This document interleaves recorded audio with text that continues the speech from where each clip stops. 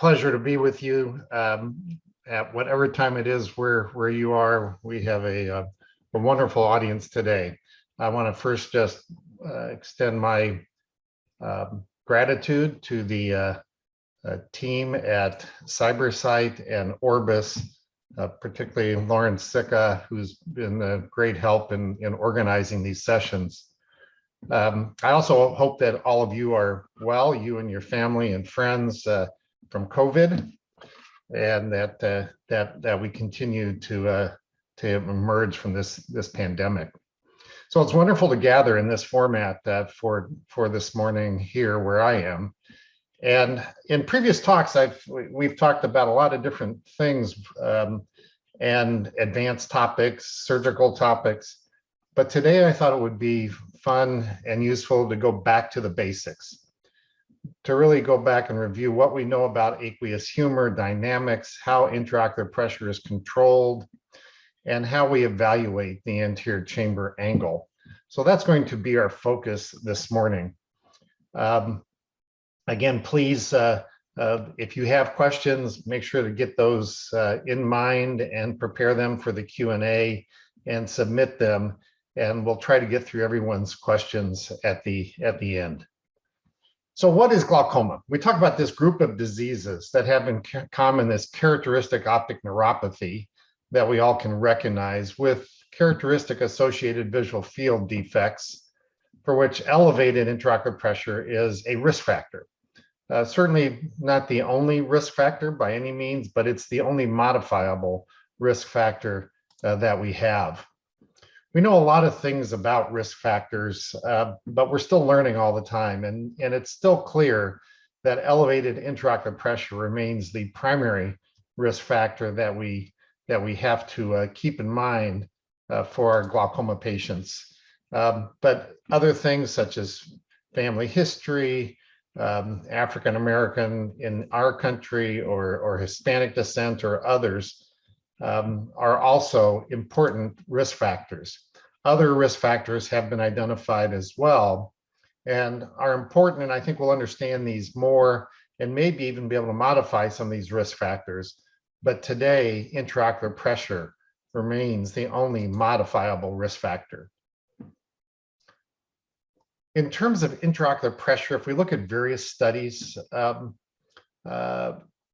we always talk about a pressure of 21, which isn't a magic number. That's just based on some population averages and statistics. But if we look at that, about 4% of persons with pressures over 21 will develop new glaucoma damage. And on average, less than 1% of ocular hypertensive patients develop glaucoma damage over time. And about 1/3 of glaucoma patients, on the other hand, don't have consistently measured pressure over 21, our so-called normal tension glaucoma, which is very common in certain areas of the world, particularly Asia, for example.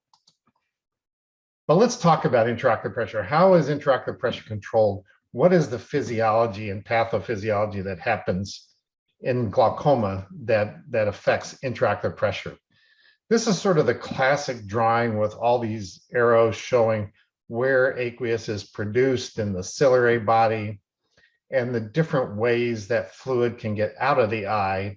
And we know that it's that interchange between inflow of the eye and then resistance to outflow that ultimately determines the intraocular pressure. At any steady state pressure, inflow and outflow equal each other. Where is aqueous produced?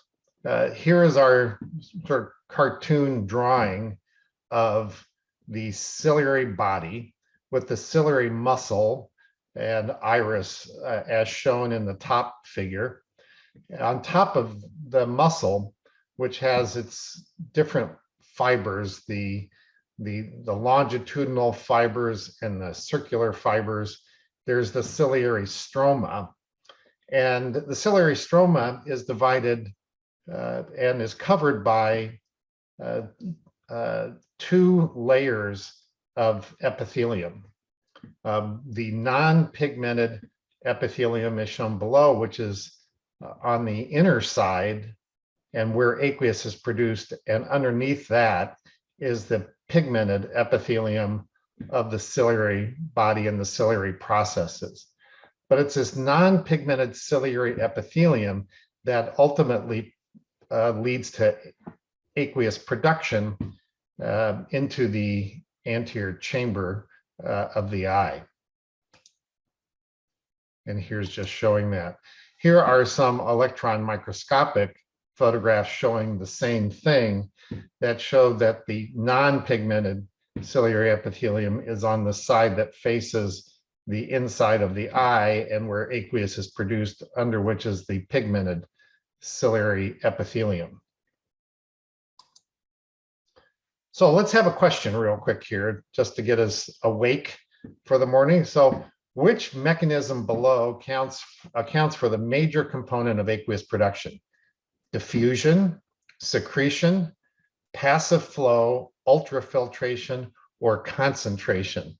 You can enter in A, B, C, D, or E, and we'll see what the group decides. Hopefully you're all getting your... So we have the secretion seems to be the majority opinion, but there's a lot of different answers here: diffusion, passive flow, and so forth. Well, the answer is secretion. And if we look at aqueous production, diffusion, which is the net movement of molecules from higher to lower concentration. Ultrafiltration is where there's a pressure or concentration gradient across a somewhat semi-permeable membrane, which means it won't let some things through, but it will let other things cross. That's ultrafiltration. And then there's this active transport, which is secretion. Diffusion and ultrafiltration are more passive, but it's the active filtration that requires cellular activity and to account for the majority of aqueous production. So the non-pigmented ciliary epithelium, which is where the business end is of aqueous production, contains numerous mitochondria. Why? Well, because it's a very highly active, constantly in motion, constantly producing aqueous fluid cell layer, and that requires a lot of energy. And mitochondria are the engines that run our cells and provide all the energy. Microvilli are on the surface of the ciliary epithelium, and those provide for a lot of surface area. And between cells, there's a lot of tight junctions. And these tight junctions help control what can move, and really is what really makes up the blood aqueous barrier, which we'll talk about a little bit more, but it prevents certain things from diffusing into the aqueous and allows for primarily secretion, with some of the other effects contributing as smaller amounts to the overall aqueous production. As I said, plasma substances accumulate between and behind these tight junctions so that they can't diffuse, and we'll see how that's important in just a minute. And as I said, that acts as the blood aqueous barrier. When we lose these tight junctions, that's when a lot of protein and things can then move into the aqueous, such as what we see in inflammation. The active transport is across barriers with sodium, potassium, ATPase that moves sodium ions and potassium ions. There's also active transport of chloride, bicarbonate, ascorbic acid, which we'll see is important, and amino acids that might be necessary. There's this osmotic flow of water, because where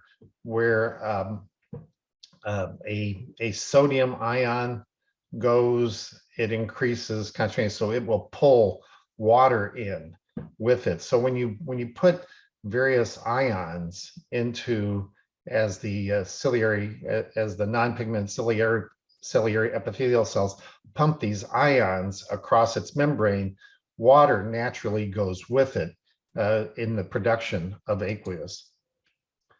So here's something to remember about aqueous humor, and this is all controlled again by those non-pigmented ciliary epithelial cells. Compared to plasma, our blood plasma, aqueous is hypertonic, so it has more sodium. It's slightly more acidic to neutral. The average pH of the aqueous is about 7.2.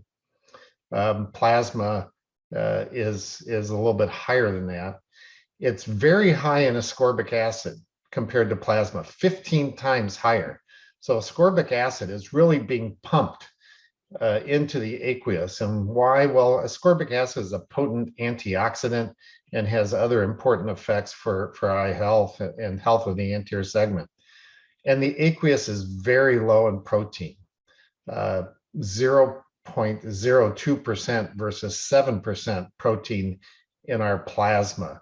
And that's so that the aqueous remains clear. When we get a lot of protein, that's the flare that we see in uveitis because there's leakage of protein into the aqueous, which can affect not only the health of the anterior segment, but maybe even the clarity of the aqueous. So aqueous production, we have this rate of inflow. It's about 2 to 3 microliters per minute on average. These are in normal eyes. The turnover takes about 100 minutes. So a little over every hour and a half, we are completely turning over the aqueous in our eye. There are diurnal variations, and aqueous production decreases up to 45% in some studies, even a little more during sleep. And that becomes important when we consider some of our therapeutic options, which I'm not going to talk about. But for example, how effective might an aqueous suppressant be at night versus being given in the morning when aqueous production is more robust? If our aqueous production is already going down by nearly half at night, does using a beta blocker at night even do anything, for example? Just one of the things to think of as a clinical corollary to what we know from the basic science. And we know that aqueous production also decreases with age. So how does aqueous then get out of the eye? That's how it gets in. Those are some of the equations, some of the things. So which of the following, our next question, which of the following regarding the conventional outflow trabecular outflow system is false? It's pressure independent. It accounts for the vast majority of the outflow capacity. It's increased by miotics, decreased in most glaucomas, or increased by rho kinase inhibitors. Go ahead and make your choice. Again, which is false? Our results should be popping up here shortly. So the majority, we're saying pressure independent, but again, a lot of variety in the answers here without an overwhelming answer. Well, the incorrect choice was pressure independent. In fact, in aqueous outflow, the conventional trabecular outflow pathway, which accounts for the majority of outflow, at least 80%, though it varies in some studies, but it's pressure dependent, meaning that with higher pressure, there's more outflow through the trabecular system. It is increased by drugs like miotics, rho kinase inhibitors, and to some degree, even by the prostaglandins, although their majority of their effect may be uveoscleral. And conventional trabecular outflow is what is decreased in most glaucomas, except for in eyes with normal pressure, like low tension glaucoma. The unconventional or uveoscleral outflow pathway accounts for a smaller percentage of total outflow. It is pressure independent. So regardless of what the pressure is in the eye, this stays relatively stable. It is decreased by miotics, and it's increased by drugs like alpha agonists, cycloplegics even, and prostaglandins as examples. So back to our drawing, here's the anatomy of where everything goes. So we have resistance to outflow at the trabecular meshwork, we know, but we don't really have much resistance except for maybe some tissue resistance through the ciliary body or through the sclera for uveal scleral outflow. So since trabecular outflow is the majority, let's look at it a little closer and make sure we understand the basics of the anatomy. In the angle, as is shown here, we have the corneal scleral meshwork and uveal meshwork that is then followed by the Schlemm's canal and the juxtacanalicular network. So fluid has to flow through all of these pores through the corneal scleral and then uveal meshwork and then through the juxtacanalicular zone to get into Schlemm's canal.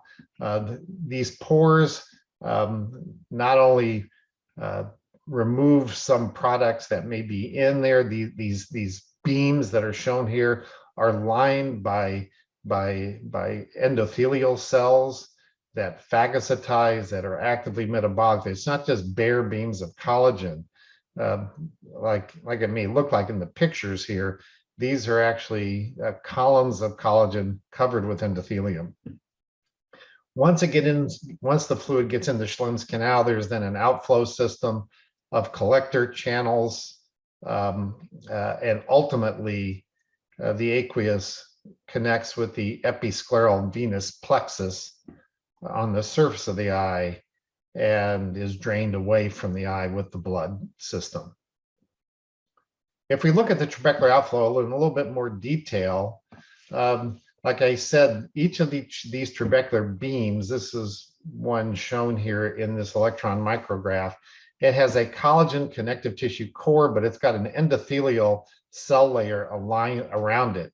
And it synthesizes GAGs, which are glycosaminoglycans, glycoproteins, collagen, to help maintain the health of these beams. And it does phagocytize and degrade foreign substances. When we get into Schlemm's canal, the Schlemm's canal also has an endothelial lining, and fluid, after it's passed through the trabecular meshwork, has to then cross this endothelial cell wall. And these endothelial cells contain vacuoles or pores, and aqueous passes both through and between these cells by active transport and a variety of mechanisms that are quite honestly still being defined today and are not completely known. So when we look at aqueous humor dynamics, though, at the trabecular meshwork, it seems as though the primary site of resistance is at the juxtacanalicular. So that's the zone just outside the canal or inside, toward the inside of the eye, but right next to the canal, through which is the final barrier and where a lot of changes occur in glaucoma. In glaucoma, we see a buildup of glycosaminoglycans and extracellular matrix that makes, and the tissue there actually becomes not only thicker, but more stiff and less compliant, and it takes more pressure and for fluid to get through that. The pores that are there in some of the endothelial cells, some of them appear passive, some of them are energy passive and independent, but there are others that appear to be pressure dependent and maybe more active to get fluid out. The other thing that's been shown by work done by Murray Johnstone and others for years is that Schlemm's canal in glaucoma can start to collapse, and that it has very much a pumping mechanism, almost like a heart valve, to get fluid out of Schlemm's canal. So we can also have resistance at Schlemm's canal when it collapses and doesn't allow fluid out. And the final layer of resistance is that is the outflow system, the trabecular, the canal system that gets fluid out of Schlemm's canal. And then finally, there's the episcleral venous pressure. So whatever fluid is getting out of the eye, it has to go against this episcleral venous pressure, which is normally around 8 to 11, normally can be elevated in certain conditions. If there's an arteriovenous malformation involving that area, then the episcleral venous pressure will be high, and the intraocular pressure can theoretically, if you're going through the system, can never be lower than that. So the uveoscleral outflow system, is less well defined, but it's just once fluid gets into the eye, and after it's produced, some of it can just backflow through the iris, interstitial spaces of the ciliary muscle and ciliary body, and it ends up going into the suprachoroidal and supraciliary space, and then finds its way out around pores in the sclera, around vessels and nerves that are penetrating the sclera, or through the sclera itself, or into blood vessels via just passive flow and osmosis. So it's a much more diffuse system, and again, it counts for the minority of aqueous outflow. But if you increase this, such as we do with, say, a prostaglandin drug, to where this is not just 15 or 20% of the outflow, but 50 or 60% of the outflow, that makes a big difference. So what about intraocular pressure? Well, we know that so we've talked about the aqueous fluid and how it gets into the eye and how it gets out. And if there's resistance to it getting out, that builds up pressure. And we know that builds up inside the eye because it's a closed system. And we also know that the weak spot in the eye, if you will, to the effects of pressure is the optic nerve. That's what causes glaucoma in many patients. So we have lots of equations here, and I want you just to bear with me. But for intraocular pressure, when it's steady state, when inflow equals outflow, Goldman, many years ago, came up with the Goldman equation. And not to get lost in the number, in all the figures here, but PO is just the intraocular pressure in millimeters of mercury equals the rate of aqueous formation over the outflow facility, plus the episcleral venous pressure, because for every millimeter of episcleral venous pressure that goes up, the intraocular pressure goes up. You can also calculate a figure of resistance to outflow, which is 1 over the outflow. But it's a very simple equation, really, that just tells us conceptually what's happening in the eye. Now, the problem with intraocular pressure from a clinical standpoint is that we know in most populations, the average intraocular pressure is about 16. And if you go 2 standard deviations one way or another, that gives us an upper end of around 21 for 2 standard deviations. But we know that pressures can be much higher than that in the normal population, and that the distribution of pressure is still slightly skewed towards the high end.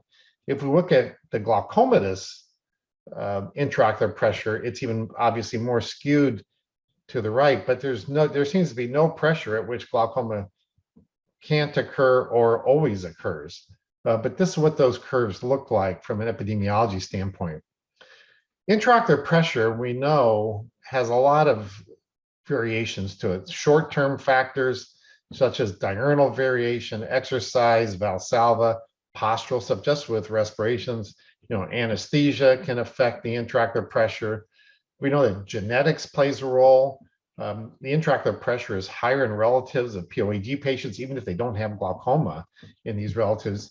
Intraocular pressure increases with age, and there may be some racial and in myopes, there may be some issues as well. How do we measure intraocular pressure? Maybe some of you have seen this device. You don't see it much anymore or at all, but it's often pronounced Shiatz, but I'm told by someone who spoke to the individual who developed this, it's Dr. Schutz, which was the Dutch pronunciation. But anyhow, this was a way of using a simple mechanical weighted arm to try to assess the pressure with this type of tonometer. Applanation tonometry, which is what we primarily do today with Goldman tonometry and things, is based on a principle called the Imbert-Fick law, which applies to an ideal thin-walled sphere. And it merely says that the force against a sphere is equal to the pressure within the sphere times the area that's being flattened or applanated. But that formula, though, assumes what's called an ideal thin-walled sphere that has no resistance to it, which, as we know, the eye isn't. So that would be sort of what the idealized thing. You're putting something against the eye, and the force and area correlate to the pressure that's inside that, measuring it from the outside. However, we have to modify that Imbert-Fick law from physics for the eye, and Goldman modified the equation, still looking at the external force against the sphere, but he knew there was another force, and that's the surface tension of the tear film, which actually tends to pull the tonometer tip against the eye more. So it actually adds to the external force that you're applying. Then you've got the pressure in the sphere, and you've got the area of applanation.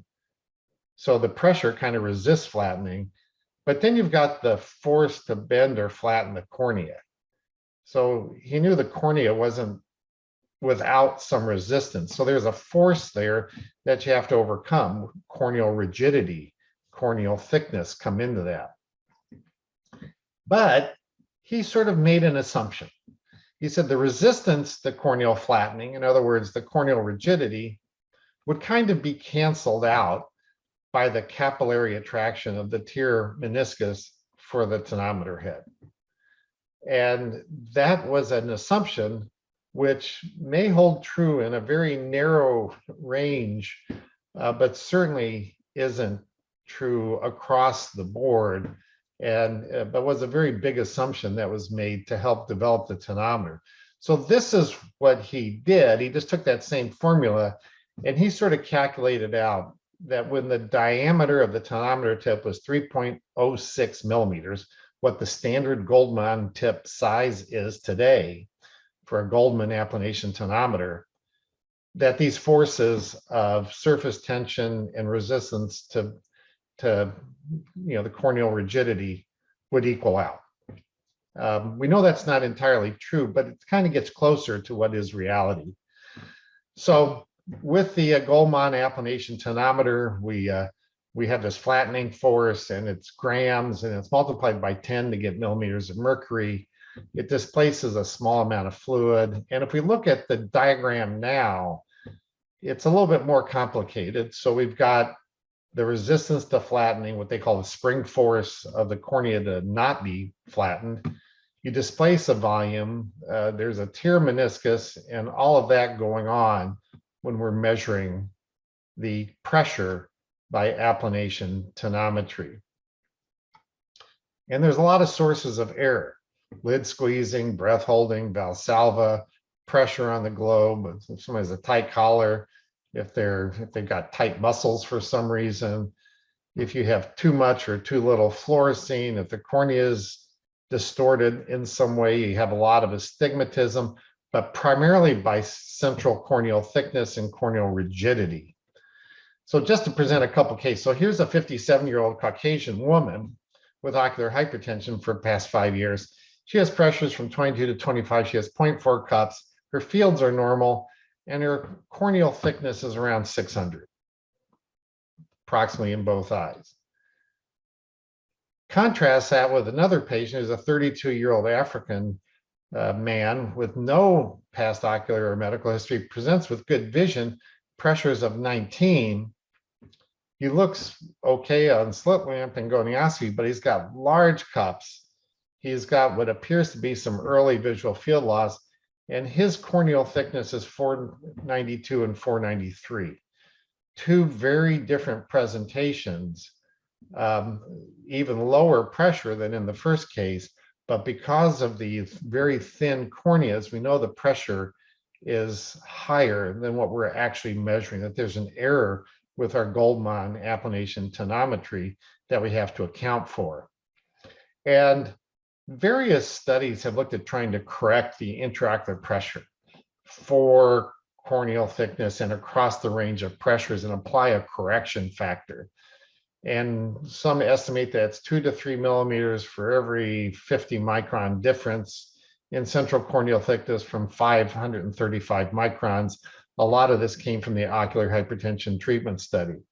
And the variation was thought to be less for healthy eyes, greater for eyes with chronic disease. But the problem is it's not linear and it doesn't apply across the spectrum. And this is just one study that was done many years ago where they looked at eyes that had various degrees of corneal thickness down there on the x-axis, measured the intraocular pressure by tonometry, and then by cannulating the eye and getting an exact monometric reading and seeing what the error was. And you see it's kind of all over the place. You can draw a line through it, but it's not like all those error dots line up along that line. It's all over the place. So there's a lot of variability.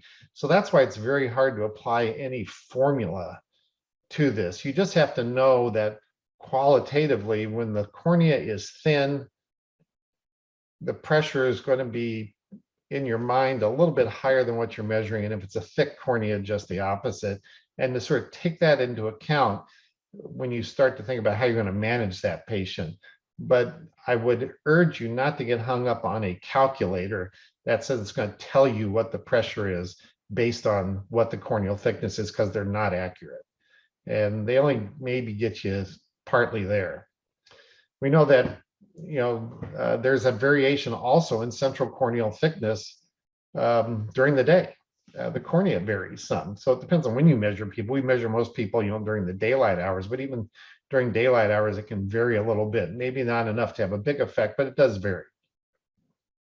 So when we're measuring it, what happens? So this is what on the left, what the correct reflex looks like, where the edges of the mires just touch each other. That means you've applanated the correct area with that 3.06 millimeter diameter, fully applanated, and they're just touching. So there you're good. But if you have too much or too little fluorescein, you're going to overestimate or underestimate the pressure. You got to have just the right amount. And again, here's another diagram that shows that. There are other types of tonometers. The tonopen is what's called a Marquet-Marg type of tonometer. It's useful for especially in scarred or edematous or irregular corneas, but can be used in the clinic if need be. There's pneumatic tonometers, there's portable tonometers, there's dynamic contour tonometers that try to take into account and minimize some of the corneal factors that can contribute to error that can be used but aren't widely used. So I'd like to move on now to how we classify glaucoma and think about it, and what the anatomy looks like, and talk a little bit about gonioscopy for the next few minutes. When we look at when we evaluate any new glaucoma patient, especially in adults, our number one responsibility when we know they have glaucoma is to determine, is it open angle or angle closure? Because that will determine potentially different treatment courses. So it has a very applicable, clinical, relevant issue associated with it. If you misdiagnose somebody as open angle who really has angle closure, for example, you won't apply the correct treatment. Open angle, the resistance in an open angle the resistance can be in the pretrabecular, on the interior side of the meshwork. It can be within the meshwork, like most are, or there can be post-trabecular, such as elevated episcleral venous pressure. So you can think a little bit about mechanism there. And for angle closure, there can be pulling or pushing methods or etiologies, as we call it. Pushing is what we're used to mostly, where there's pupillary block pushing the iris forward, closing off the angle. But you can also have an anterior pulling, such as in secondary glaucomas with neovascular glaucoma. And then, of course, there's the whole category of childhood and developmental glaucomas and juvenile glaucoma, which we won't talk much about. This is a complicated screen. I just put it up just to show some of how this is broken out, and we keep doing better. The one syndrome that kind of causes some challenges for us is plateau iris down at the bottom.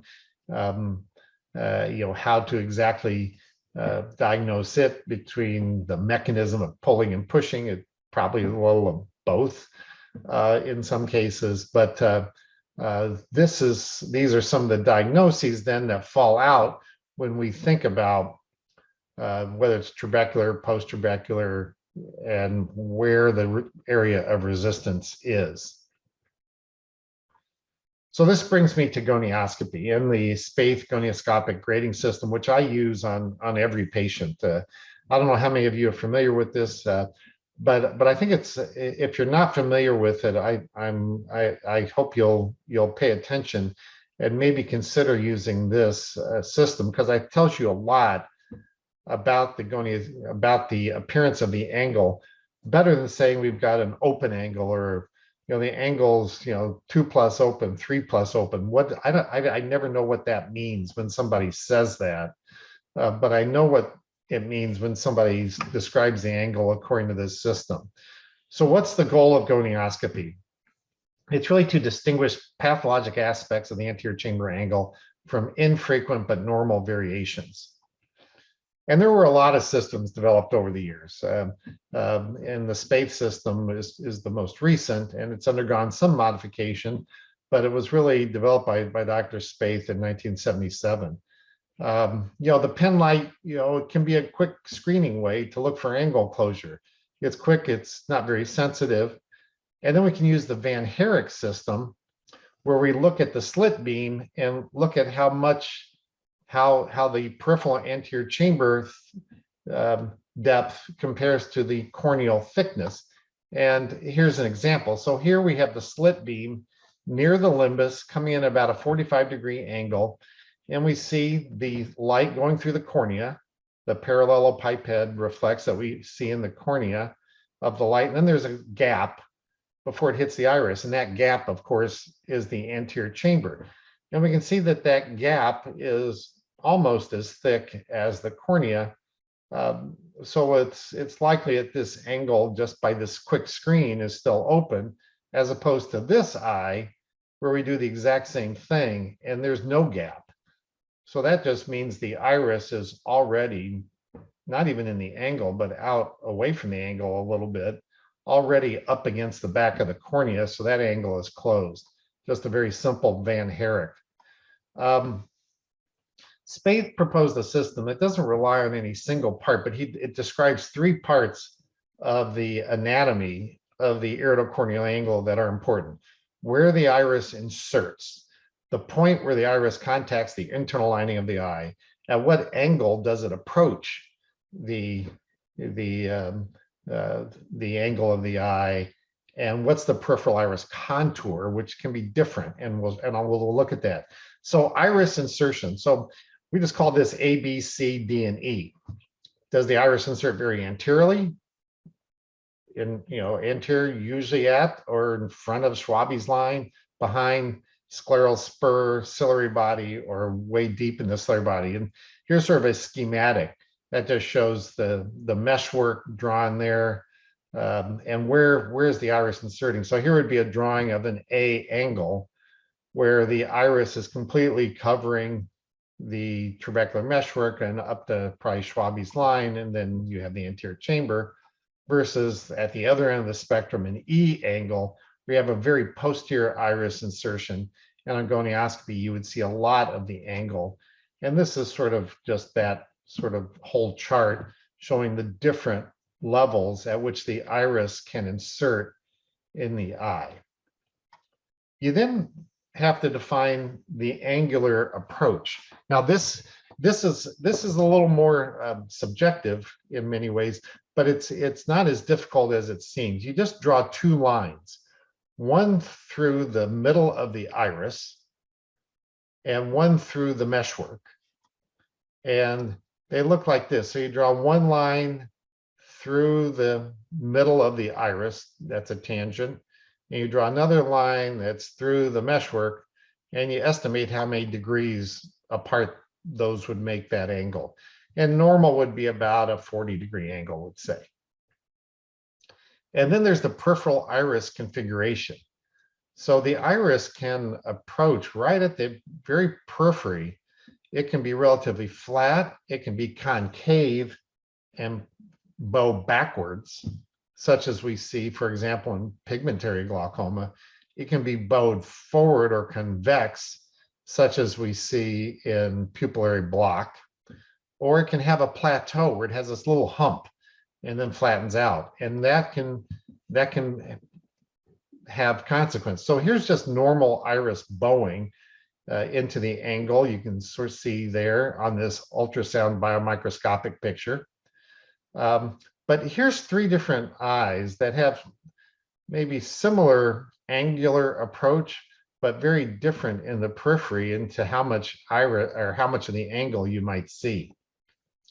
And there's also, and I don't want to make it too complicated, but then there's also indentation gonioscopy, where you compress the central cornea, if you're using a small gonio prism, to determine, is that the actual insertion, or is it just where the iris looks like it's inserting, but in fact the insertion is more posterior because the iris is bowed forward.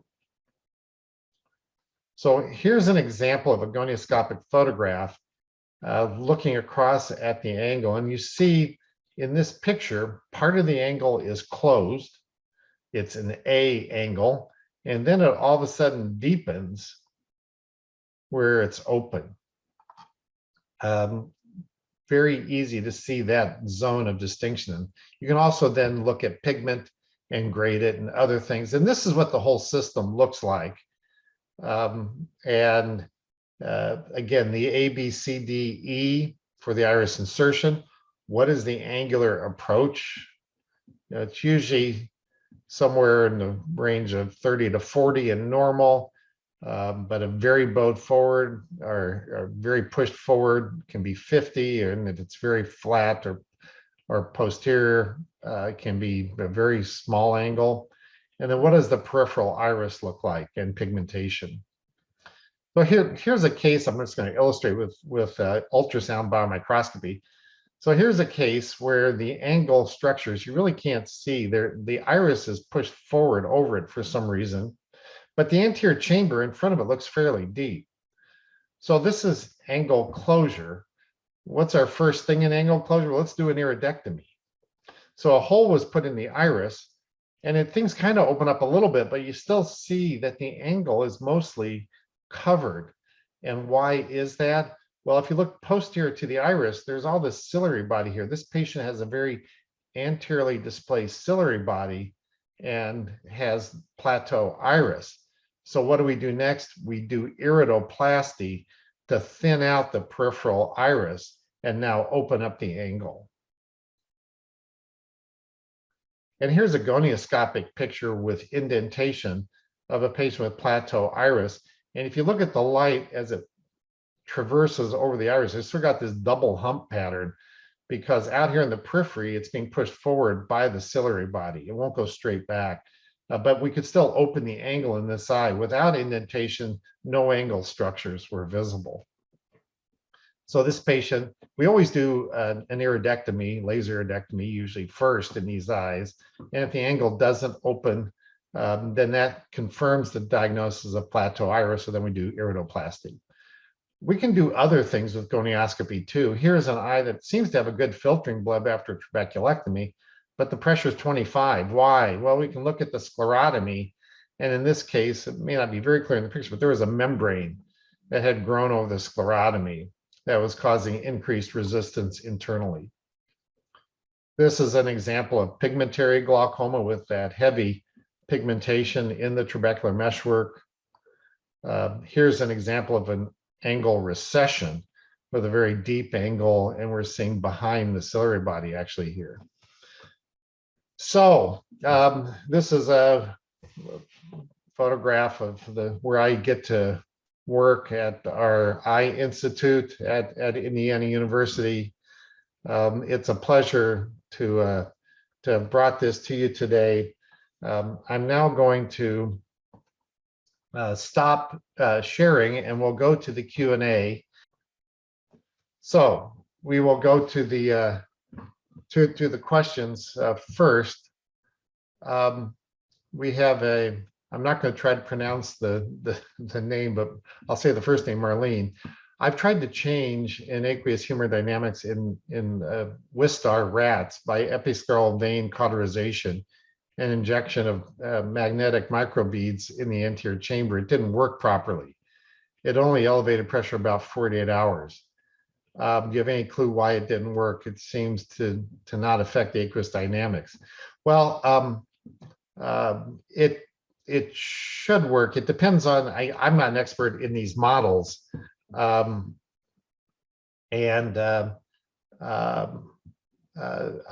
think you need to talk to other basic scientists who do these. There are models I know that do work by either lasering the trabecular meshwork in eyes or lasering the aqueous veins and closing them off, and using microbeads in the anterior chamber also to plug the meshwork. So it may have something to do with the type of beads that you're using or the technique. A lot of these things are very, very technique dependent. So I would encourage you to contact some of the, if you do a literature search on with scientists who are doing these sorts of models, and ask them about how they do their model. Most scientists are very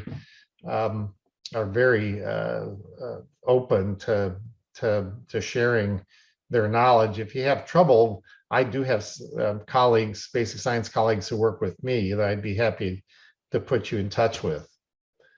The next question was, can we decrease episcleral venous pressure?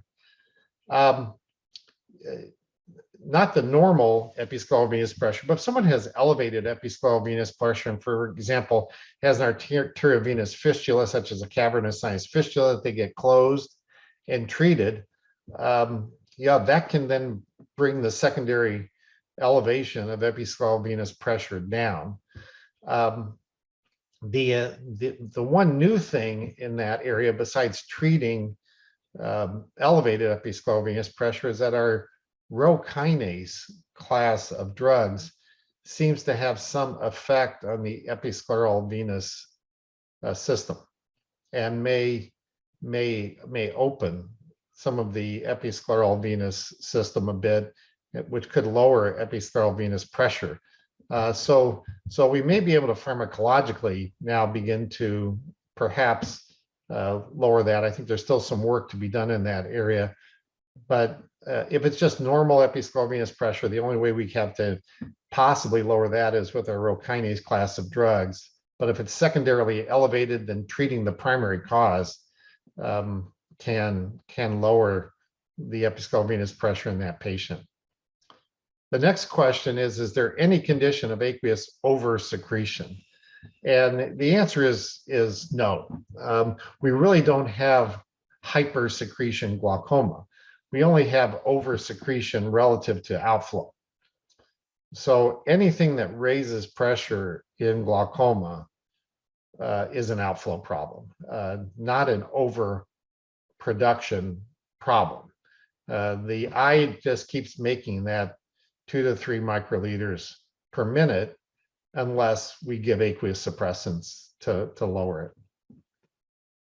The next question, does the aqueous humor rate change in eyes with glaucoma compared to normal eyes? And the answer is no, it keeps making it unless we, again, interfere with that by using drugs, such as beta blockers or other drugs, carbonic anhydrase inhibitors, that would lower aqueous humor formation.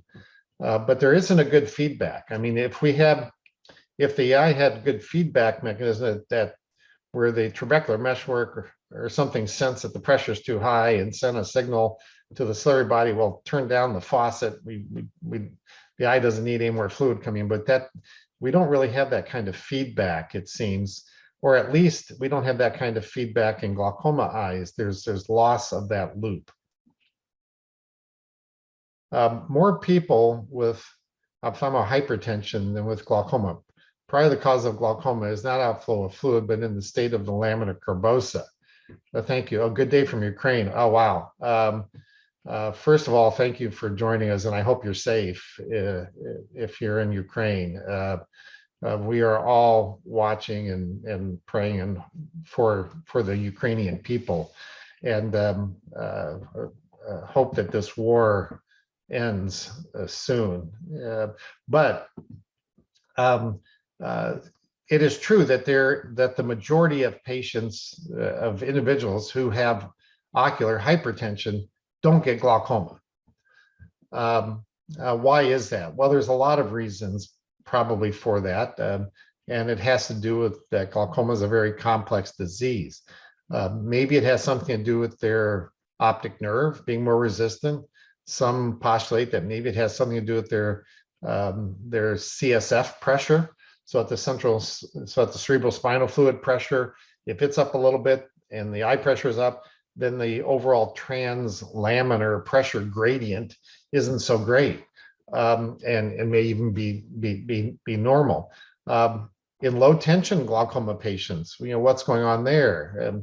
Is it some weakness in the lamina curbosa? Is it loss of autoregulation and ocular blood flow? I think there's a lot of things. And when we talk about glaucoma, we simplify it way too much. I mean, because it's a very complex disease. I mean, glaucoma is just this optic neuropathy, this characteristic form of optic neuropathy. And what I like to tell our residents, not to go off on a tangent here, is that the optic nerve can respond to insult in one of three ways, and that's all it can do. It can swell, it can get pale, and it can cup. So if I showed most even medical students swollen optic nerve, they come up with a big differential diagnosis of things that can cause optic disc edema, swelling, all the way from inflammation in the nerve to intracranial pressure and all sorts of things, tumors. Be a big differential. If I showed them a pale atrophic optic nerve, big differential of all the things that can cause that. You show them an eye with cupping and they just say glaucoma. Well, there's obviously a lot of diseases that cause that optic neuropathy. And I think we're just beginning to sort of be able to separate that out. Some of it's going to be based on genetics and other things. And I think we're going to understand a lot more, but there is a differential diagnosis under glaucoma. It's not just one disease. Is there a postural change of aqueous secretion? Yeah, good question. I'm not sure that there is. Maybe if you hung someone upside down by their feet for a while and you increased all the pressure around their head, or what happens to astronauts when they go out into space, they have this neuro-ophthalmic syndrome where they get this cephalic fluid shift towards their head. Does that change aqueous secretion much or at all? Well, my guess is if there's any effect, it's little, and it's probably limited, and the eye compensates. But I don't know the full answer to that. The next question is, can you describe the basic mechanism of malignant glaucoma, or aqueous misdirection, as we more commonly call it? Yeah, it's a very complex question, actually, and I don't think we yet fully understand all the factors that lead to it.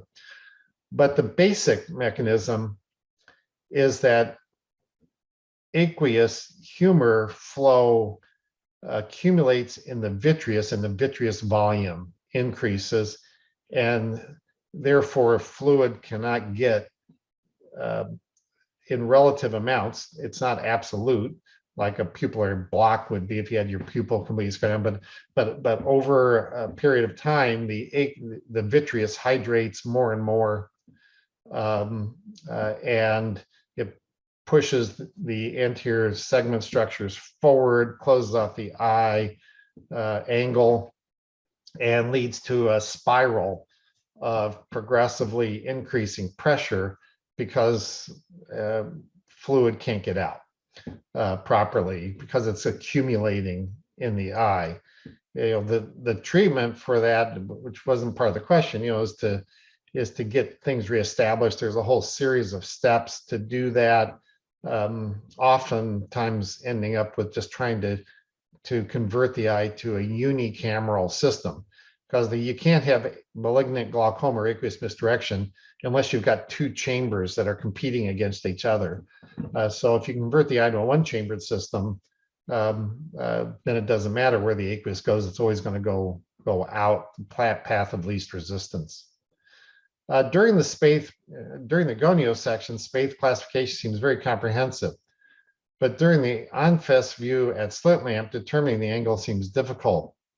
Why not just document the most posterior structure in each quadrant, and then details like PAS, et cetera, can be added?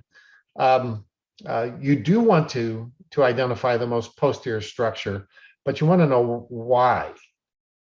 And that's what the Spaeth system tells you, is the most posterior structure that you can see visible because there's a big bow in the iris at the periphery, or because the whole iris is bowed forward because there's PAS or not.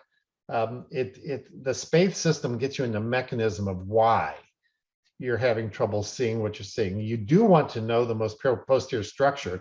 That's the first part, the A, B, C, D, E of the Spaeth system. But then the rest of it is looking at the peripheral iris contour and the relative angular approach of the iris to the angle to help you figure out why. And it's primarily for angle closure, of course, but also can be useful in very deep angles and pigmentary or angle recession to some degree as well, and other things. But just identifying the most posterior structure doesn't tell you why. It just tells you what you can see. And what we want to know is why. Next is diabetes-related glaucoma treatment, please. Well, it depends. Diabetes. First of all, just in primary open-angle glaucoma, there are some associations where diabetes seems to be a risk factor, but that doesn't show up consistently. But it's just primary open-angle glaucoma. You treat it like you would any.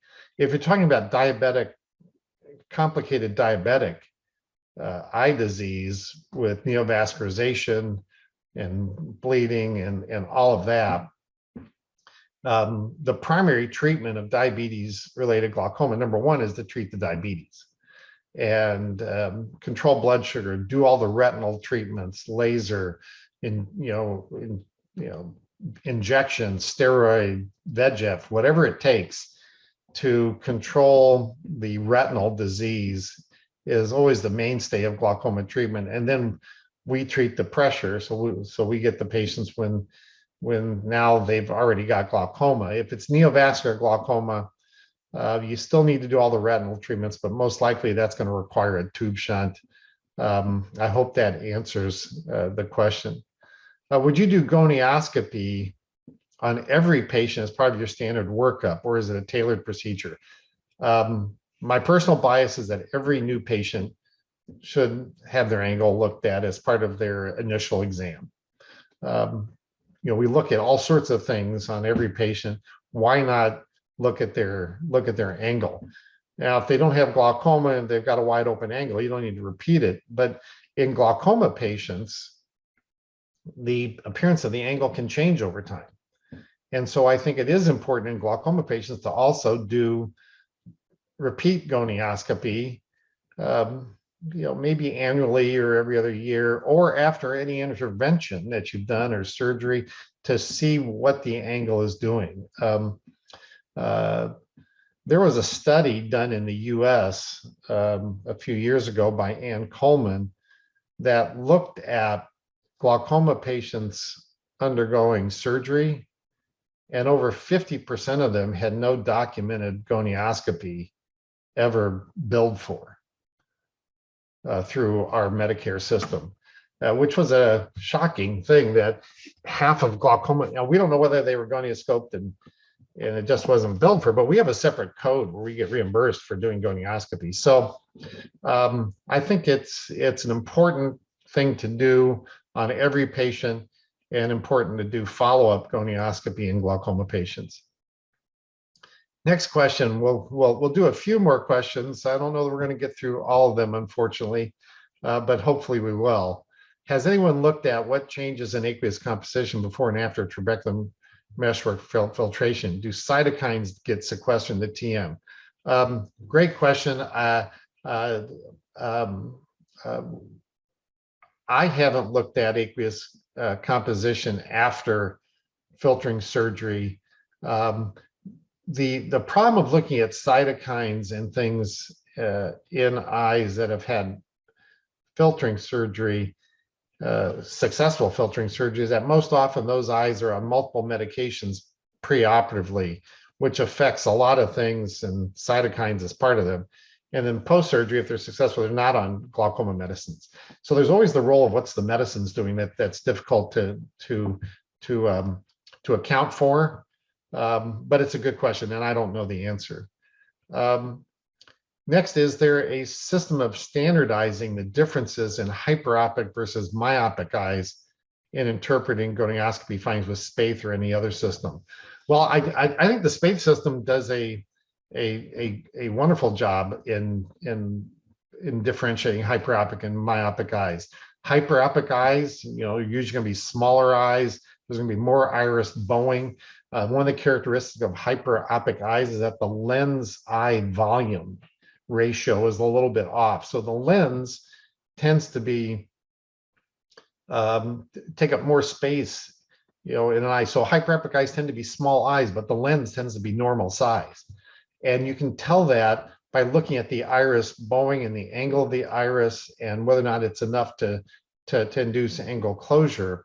But I think that's a great way of doing it. There are also other systems that are using, OCT, anterior segment OCT, to assess the angle that I think are useful. I didn't go into those systems just for time, but there are some interesting anterior segment OCT applications that can also help us understand the anatomy and physiology of the anterior segment and the angle.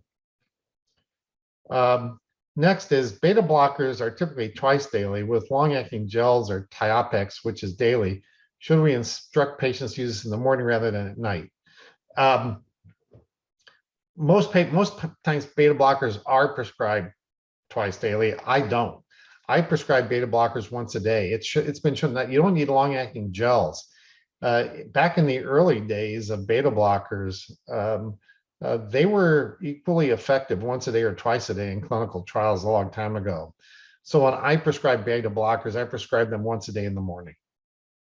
And I think that's what we should do for all patients, because again, I think beta blockers have less effect at night, and all it does is increase the risk of side effects. Beta blockers can lower your blood pressure at night, which normally drops at night anyway. So could that cause some perfusion issues with the eye? I think it's an important question. And so I always try to minimize side effects and benefits. And I only use beta blockers, or try to, once a day in the morning. How many options do we have for treating closed angle apart from iridoplasty? Well, there's for closed angle, so iridectomy, just putting it, is the first choice. Iridoplasty, if it appears to be plateau iris. So in other words, the central anterior chamber looks fairly deep. It's not all bowed forward. You do an iridectomy, it's still that way in the angle. So then we can do iridoplasty. And then lastly, there's increasing use of cataract surgery in eyes with angle closure, especially if they have an early symptomatic cataract. I think we're getting a little bit more aggressive about considering cataract surgery in eyes that have angle closure. Can you throw more light on the use of carbonic anhydrase inhibitors and diurnal variation in aqueous production? Well, carbonic anhydrase inhibitors, do decrease aqueous production and lower the diurnal production of it as well. So it affects both day and night, but there will still be diurnal variations because aqueous production will pick up in the morning. So as a percentage, so it doesn't completely flatten the diurnal variation, if that's what the question is. It will blunt it to some degree and lower it, but there's still diurnal variation. Next, are there any drugs to increase the intraocular pressure? Well, the most classic one is steroids, but that's not a very good thing to do, long term, unless we need a steroid. There have been some other drugs that have been looked at without much success for eyes that have chronic hypotony, to try to reverse the hypotony by somehow increasing the aqueous production or doing something to the meshwork. But right now, no. Here's I think we're getting down to the bottom of the questions. In my clinical practice, I encounter a majority of patients with VH grading 1 to 2, but I'm performing gonioscopy. The angles are found to be open. How can I rectify this issue? Any suggestions from your end? I'm not sure what the VH grading is. Maybe that's with the slit lamp, but I think if you just employ, and you can look up this Spaeth gonioscopic system, or if there's some way through CyberSight, I'm happy to share some of those pictures, slides that I showed with you. I think if you apply just a reproducible gonioscopic system, you'll be able to better manage. The next question was, can you explain glaucoma suspect? Yeah, glaucoma suspect is a whole other talk. Patients can be a glaucoma suspect because of ocular hypertension. They can be a glaucoma suspect because they have a funny looking optic nerve, such as in a myopic patient may have a nerve that looks glaucomatous but isn't, or there may be congenital differences in the nerve. Or sometimes someone can be a glaucoma suspect because they have a field defect that somehow looks like it's from glaucoma, but maybe from something else. It might be optic nerve drusen or some other cause. So there's a broad category of glaucoma suspect. The majority are ocular hypertensives, but there's certainly others. Can you explain the mechanism of resistance to, I think they mean maximum medical therapy, while at the beginning it responds well to glaucoma drops? So yeah, a lot of patients do develop resistance to therapy over time. Some of that can be compliance and they're just not using the drops, but there is true tachyphylaxis that develops to many of our medications. Beta blockers probably being the classic. About 25% of patients who are on a topical beta blocker for more than 2 years, the beta blocker stops working because they build up this drug resistance where it just isn't effective anymore. And the other reason why glaucoma therapy fails over time is glaucoma gets worse. The outflow gets worse, so the pressure goes up, and it's part of the natural course of the disease. I would like to know why prostaglandin analogs are majorly administered at night. Are there specific reasons? First of all, it doesn't have to be at night. It can be anytime. The only reason why they were initially recommended at night was because they caused some hyperemia, and by the morning, it was hoped that some of that would be going away. But in terms of how the drugs work, and I always tell, some patients have trouble using a drug at night because they fall asleep or whatever, or they don't go to bed at a specific time. What I tell patients, the most important thing is to find that time during the day, whenever that is, that you're most likely to use the drug consistently, within an hour or so of the same time every day. So consistency is more important than the time of day. Is there any damage to the eye when a non-glaucoma patient uses a glaucoma eye drop when he's not supposed to? Not really. All of our glaucoma drops, as they're developed, they're always tested in normal patients first, actually, just to develop some of the early phase 1 and 2 safety data. So there's little downside to a patient getting a drop in. I even have some patients where I have a husband who's on like a prostaglandin and he gets really nice eyelashes, and his wife likes those eyelashes, so they use his prostaglandin drop every once in a while. No downside to it really, but obviously no indication for it either. Next is kind of a long question. In case of a patient with visual acuity of hand movements because of macular scarring for more than 20 years and develops glaucoma, even after 3 kinds of topical medication, the IOP is around 30 with complaints of mild discomfort. The other eye is good. What is the next step for the right eye? Can we tolerate IOP because of the scarring and visual acuity? I would not. I mean, that's a question of, do you let an eye go because it has hand motion vision because of macular scarring, but what about the peripheral vision? Is that of use to the patient? So what I do is I tell I have the patient cover when they have bad vision in an eye and we're not really successful in how aggressive should we be with that eye. I tell them to cover that eye so they can't see anything and say, would you miss that vision if you didn't have it? And it's surprising how often the answer is yes, because they've got a temporal island or some other peripheral vision that they rely on. Or I have them cover the good eye and say, if you lost, so I have them test, and you'd be surprised how often the answer is yes, they would miss losing that vision if that eye went to NLP. So then you go ahead. Does changes in diet have any effect on aqueous secretion and development of glaucoma? Not that we know of. There's really no dietary. We know that exercise can lower pressure, but nothing in diet that I'm aware of. Does translaminar pressure in any way have a relationship with intraocular pressure? Not exactly. The translaminar pressure is just the pressure on the other side of the lamina.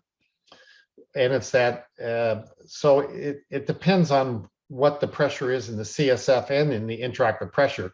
Translaminar is just the relationship between those two, but it doesn't affect the intraocular pressure.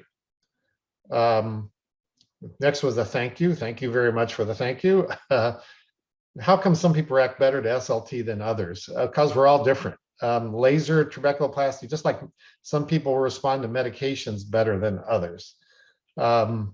So we are different beasts, all of us, and that's why you have to individualize therapy. And unfortunately, we can't always predict before we do something what the outcome is going to be. Again, there was another nice thank you. I appreciate that. I appreciate everyone being on, and we'll close shortly. What is your opinion on paired Schiatt's rigidity using indentation tonometer as a better measurement of IOT than GAT? I haven't done Schiatt's tonometry for years. I did do it 30 some odd years ago in some patients and some studies. So I don't think it's a better measurement. I don't think it's going to replace Goldman, but I think we need better ways still. Again, another thank you. Oh, yes. Good evening from Nepal. Nice to see you a second time. Thank you for joining a second time. Thanks for the interesting presentation, illuminating. In your practice, I was which is the best drug for open angle glaucoma? We really didn't talk about therapy, but our usual first line drug is a prostaglandin today. That is the gold standard.